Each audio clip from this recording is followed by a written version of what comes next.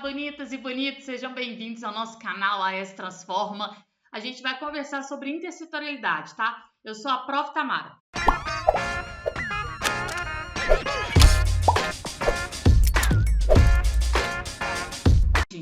O que é intersetorialidade? Essa palavra é difícil de falar, né?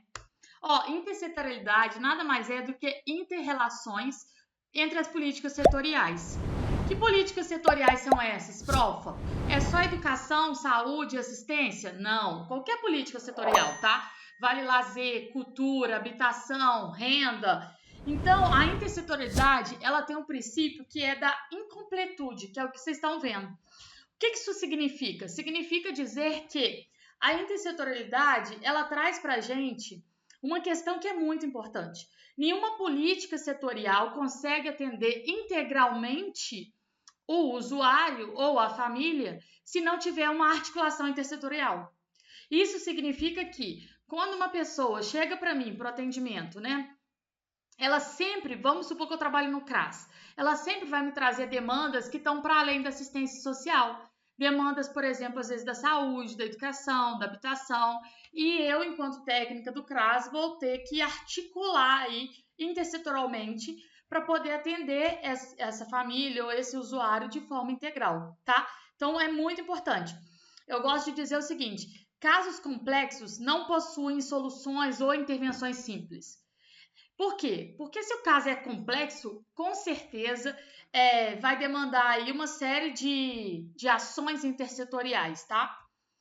A intersetorialidade envolve várias políticas setoriais, tá?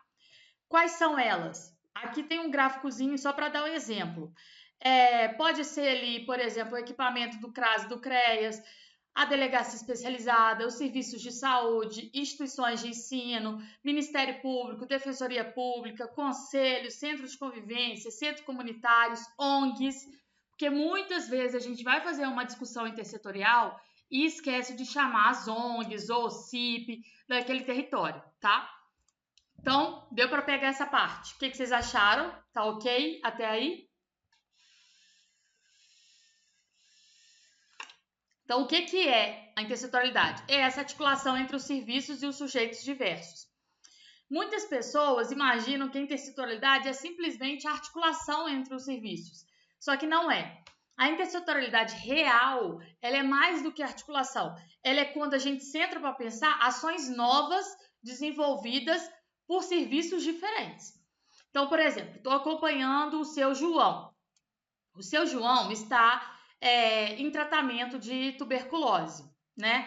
E aí, vamos conversar sobre o caso do seu João. Eu sou uma assistente social lá do centro de saúde. O seu João não está tomando as medicações de forma correta. O que a gente vai fazer? Vamos conversar intersetorialmente. Vamos perceber o que está por trás disso tudo. Talvez ele não está tomando as medicações corretamente porque tem uma negligência familiar ou porque ele tem uma questão de saúde mental. Talvez o tratamento dele não está avançando porque a casa dele é muito úmida, está com muito mofo, então tem aí articulação com a área da habitação, né? Ou com uma outra política do seu território que tem muitas ONGs que fazem reformas na casa dos usuários. Entender se o seu João já é acompanhado pelo CRAS. Às vezes a família do seu João já é acompanhada pelo CRAS, os técnicos de lá têm um vínculo com a família. Alguém da família pode ir lá todos os dias dar essas medicações para o seu João que é idoso. Então, trabalhar intersetorialmente é pensar ações que as políticas não fariam de forma isoladas, tá? É pensar uma ação nova e romper com essa lógica fragmentada, tá? E aí, se você não está inscrito no canal AES Transforma, já se inscreve, ativa aqui o sininho, que a gente está liberando aulas gratuitas toda semana, tá? Então, se você não me conhece, eu sou Tamara, sou assistente social, trabalho no SUAS já há mais de 13 anos, tá bom? Muito bom te ter por aqui. Na prática, a gente tem várias dificuldades e também possibilidades dentro da intersetorialidade. E aí vou citar algumas com vocês, tá? Uma das dificuldades de trabalhar intersetorialmente é a utilização de meios tradicionais de comunicação. Ou seja, às vezes os técnicos, né, eles estão ali ainda muito apegados àquele saber que é muito específico. Eles não estão abertos a a outros saberes. E a intersetorialidade, ela diz dessa articulação, né? Da articulação, inclusive interdisciplinar, multiprofissional. Eu, enquanto assistente social, tenho que estar aberta para outros saberes. A psicóloga chega e me traz um outro olhar e eu vou e começo a complementar o meu olhar com o olhar da psicóloga, ou da pedagoga, ou do advogado. Então, a intersetorialidade tem a ver com isso também, tá aberto a entender o outro olhar, né? A entender a outra perspectiva, tanto do sujeito, né, quanto do técnico, quanto do serviço, porque os serviços também têm objetivos diferentes, tá bom? Então, ó, outro desafio é a utilização da linguagem técnica. Muitas vezes a gente vai sentar para conversar com o advogado e o advogado fica lá falando linguagem técnica. Não dá para ser assim. Quando o advogado faz isso, para mim, Tamara, eu acho que ele está querendo mostrar superioridade.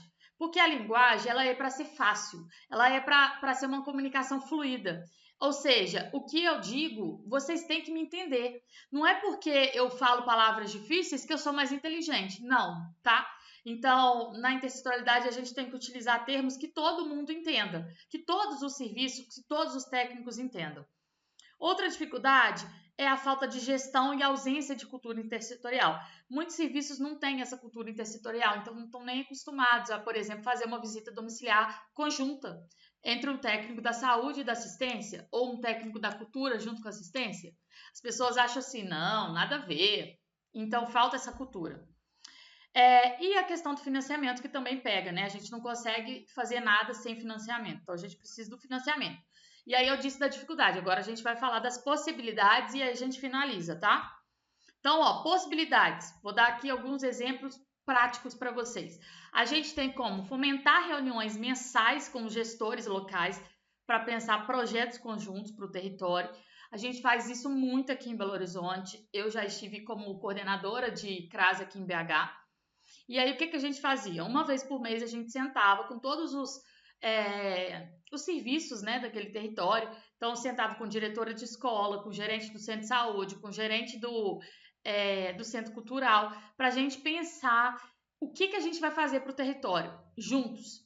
Então, a gente, no final do ano, já fazia uma avaliação do que aconteceu de práticas intersetoriais ao longo do ano e já pensava nas práticas do outro ano. Então, a gente fazia um planejamento anual de práticas intersetoriais. Olha, no Dia das Crianças, vamos fazer um evento na praça? Vamos. O que a saúde vai fazer? Tal coisa. O que a educação vai fazer? Tal coisa. O que a assistente vai fazer? Tal coisa. Então, a gente não ficava pensando em cima da hora. A gente tinha esses locais de reuniões já institucionalizadas, tá? Isso é muito bom, porque a gente vai estreitando os laços com a outra política, um vai conhecendo o que o outro faz, tá?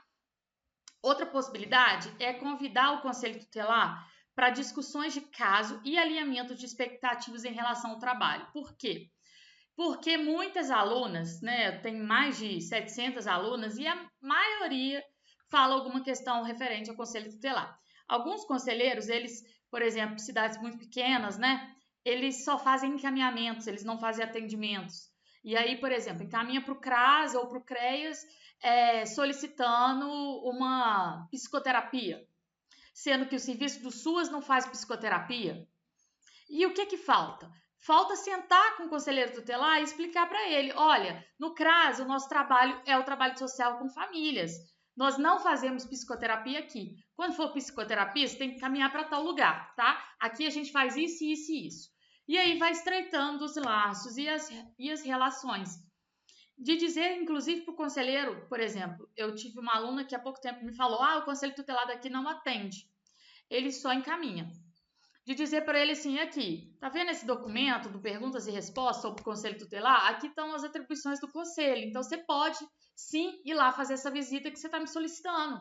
Não tem necessidade de eu, técnica do CRAS, ir lá fazer essa visita para você. Você pode pegar o carro do Conselho e ir lá e fazer a visita, tá?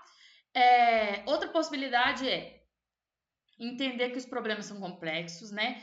Não existem soluções simples, e aí a gente se coloca nessa responsabilidade, né, enquanto serviço para articular essa rede. Quem pode articular essa rede, prof? Qualquer serviço pode articular. Então, por exemplo, eu sou uma técnica de uma OCIP ou de uma ONG. Eu posso chamar uma reunião intersetorial para discutir um caso aqui de uma criança que eu estou atendendo e que eu estou suspeitando de um abuso sexual ou de negligência familiar e que eu estou querendo conversar com a rede sobre essa família? Pode. O CRAS pode chamar? Pode. O Centro de Saúde pode chamar? Pode. A Educação pode chamar? Pode. Então, qualquer um pode chamar essa reunião, essa discussão de caso, tá? E pensar em estudar novas práticas, né? E aí eu citei aqui a comunicação não violenta.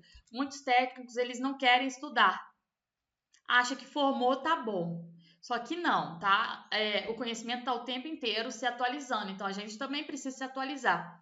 Inclusive, quando a gente se atualiza, a gente entende a importância da intersetorialidade, tá?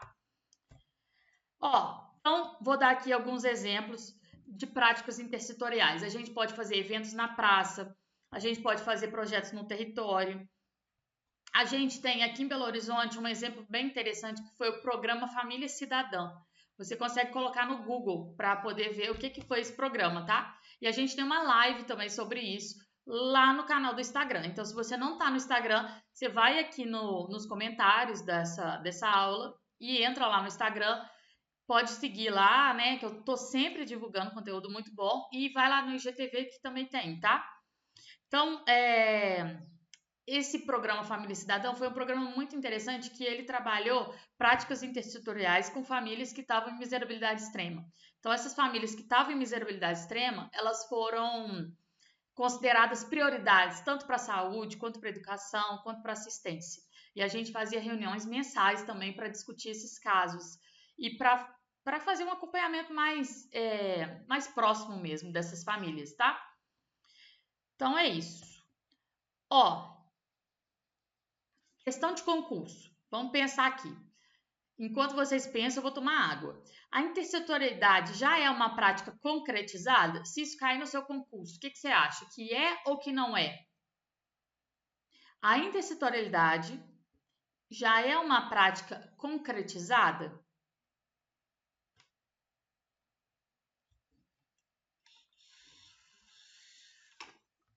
Sim ou não?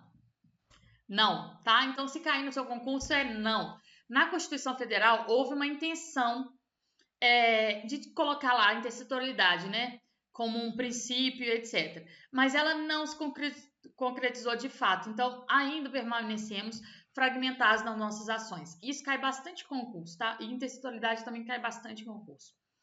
E aí, para finalizar, você tem que entender que quanto mais a rede funciona, maior a proteção da família. Ou seja, quanto mais intersetorialidade, maior a integralidade nas ações. Maior a proteção dessa família, melhor ela vai ser atendida, tá? Então, sempre pensar nisso e, como reflexão final, dizer que as famílias deveriam, inclusive, reivindicar nos órgãos aí de controle social, conferências e etc., a intersetorialidade, porque ela de fato faz com que esses casos que vocês atendem aí, né, complexidade de casos que às vezes não estão evoluindo, não estão progredindo, eles às vezes deslancham depois que a gente consegue articular com outras políticas, tá? Então, indicação de leitura para vocês, isso aqui você acha no Google, mas também tá lá no canal do Telegram, tá? Então, você pode ir lá no canal do Telegram que tá lá nos arquivos. O link também tá aqui. Estratégias intersetoriais de gestão municipal de serviços de proteção social, experiência de Belo Horizonte, de Carla Bronzo. Carla Bronzo foi minha professora, ela é maravilhosa e esse artigo dela é muito, muito bom. Você pode procurar no Google sobre família cidadã também, tá? E tem muitos documentos aí sobre a prática intersetorial entre a saúde e a assistência que também pode te dar ideias aí para trabalhar em outros lugares, tá? Então, por exemplo, com saúde mental, é muito importante trabalhar intersetorialmente, tá bom? Me diz aí se você gostou da aula, se tiver qualquer dúvida você coloca. Se não está inscrito no canal, já se inscreve, tá bom? Beijo, até a próxima. Tchau, tchau.